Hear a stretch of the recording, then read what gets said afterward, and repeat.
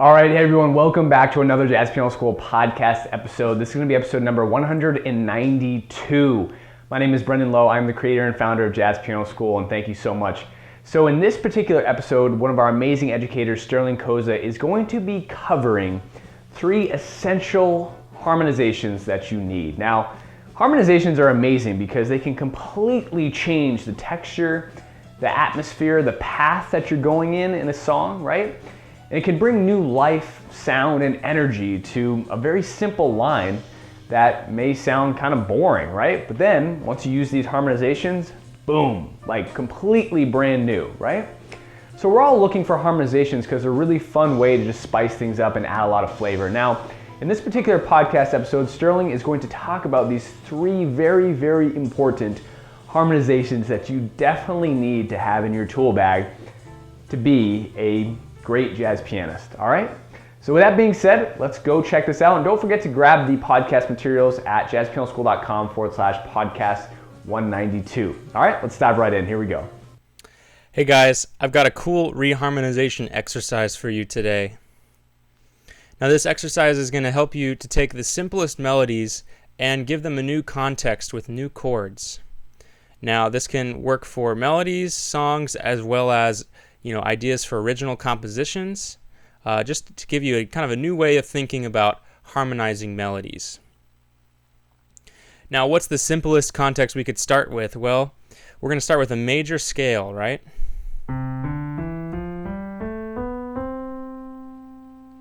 Doesn't get much simpler than that. C major, all the white notes, right?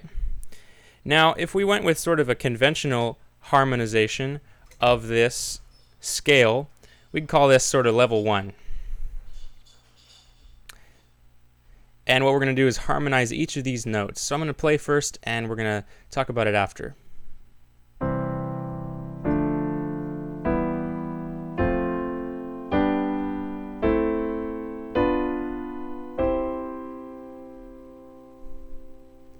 So you might recognize this as kind of the basic harmonization that you get kind of day 1 of piano, right? Build a chord off of each one of these notes. If we start on C, we've got a C major chord, D minor chord, E minor chord, F major chord, G major chord, A minor chord, B diminished chord, and back to C major. Now we'll call this like a diatonic harmonization of the C major scale.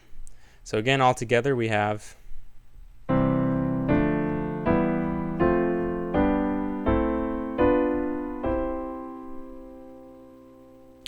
Alright, so if that's already familiar to you, here's a way that you can make it a little more interesting. What we're going to do is add some inversions. So what we're going to do, we're going to start with our major chord. Next can be minor, where before we had E minor, we can actually use a C major chord with an E in the bass.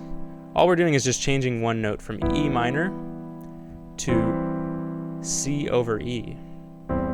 This chord has a very different feeling than E minor versus C over E. And that leads us back to F. Let's keep going. Before we had a G major chord here. Instead, we can add a C major chord over G.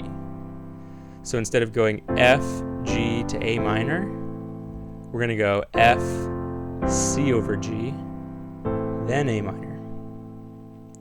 And lastly, we had a B diminished chord here, going back to C.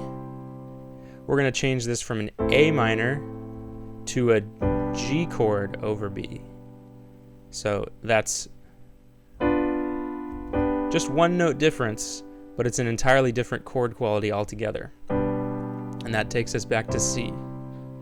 So you can see how these inversions really give us some different options for harmonizing under the same note. Now, if you're following along at home, you can find the practice materials online in the link in the description. That'll be really helpful for seeing these chords on paper if it's a little fast. We're going to move on to level 2, okay? So we just harmonized one octave of a major scale.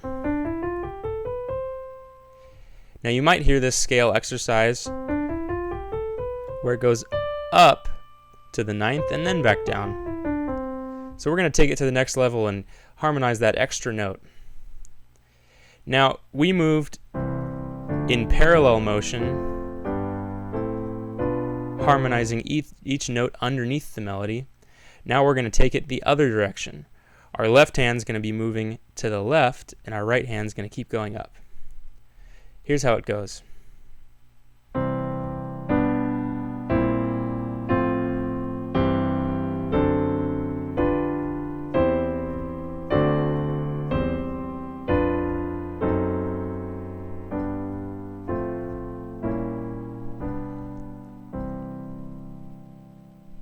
Alright, so that's our level 2 harmonization. We added contrary motion, meaning our left hand was moving in the opposite direction at first, and then back together. And you might notice that we used some inversions here.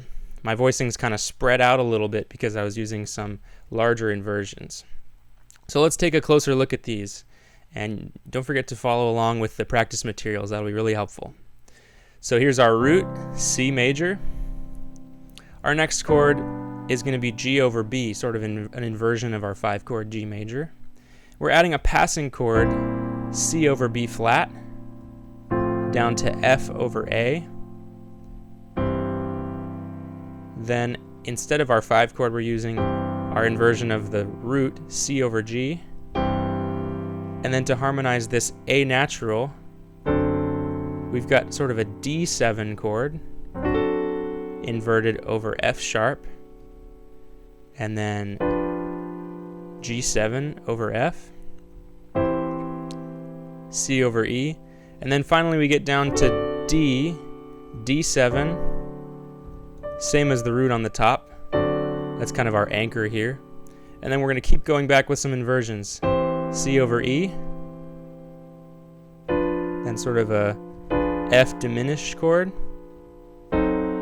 F sharp diminished chord, and then back to G, our 5-chord, F over A, and then check this out, B flat diminished, sort of a chromatic passing back to C. Let's look at that last part again. F over A, we need to harmonize F, E, D, C. We've got F over A, B flat diminished, and then our G over B back to C. Now this leaves a lot of room for different options, and feel free to explore some of those options on your own. Remember how we used inversions as opposed to root position chords to change just one note, but to make it a little more interesting. Here's an example. The last 4 chords, F over A, B flat diminished, we used a G over B, but instead we could use a B diminished back to C. And that's our different harmonization. Alright, so what can we do to take it to level 3? Well, in jazz we've got a lot of dominant chords. Here's what this scale would sound like harmonized with entirely dominant chords.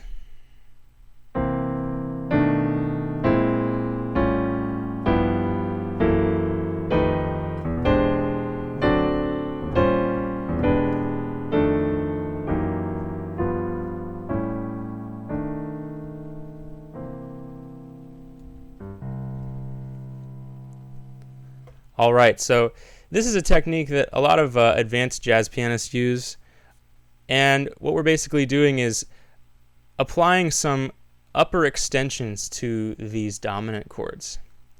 And real quick, I'll take you through some of these upper extensions, and this can become really anything you want it to be when it comes to these extensions, as long as you're choosing one that sounds good to your ears. So I kept the motive of the contrary motion here. Notice our roots went all the way down and then back. Might sound a little dissonant with just those 2 notes, but with all of the extensions it really brings it together. So we've got C7, B7 with a sharp 9, B flat with a sharp 11, A7 with a flat 13, sort of an altered sound. Just a regular 13 chord there. Sharp 9, F with a sharp 11, There's an E7, we'll call that an altered chord with a flat 13 on top. D7, just a plain 13 chord there. E flat 13. Then E7 with a sharp 9. F13. Got a flat 9 in the melody. F sharp flat 9.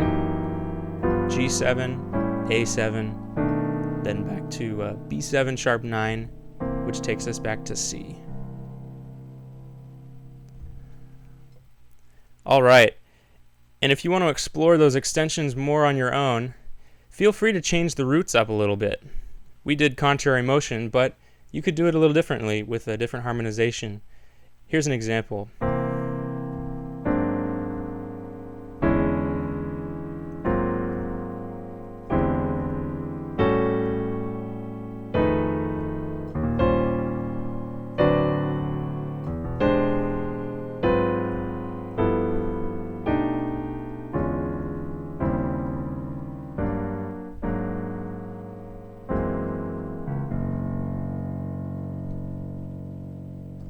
I ended on a F sharp with a sharp 11 in the melody, a little different.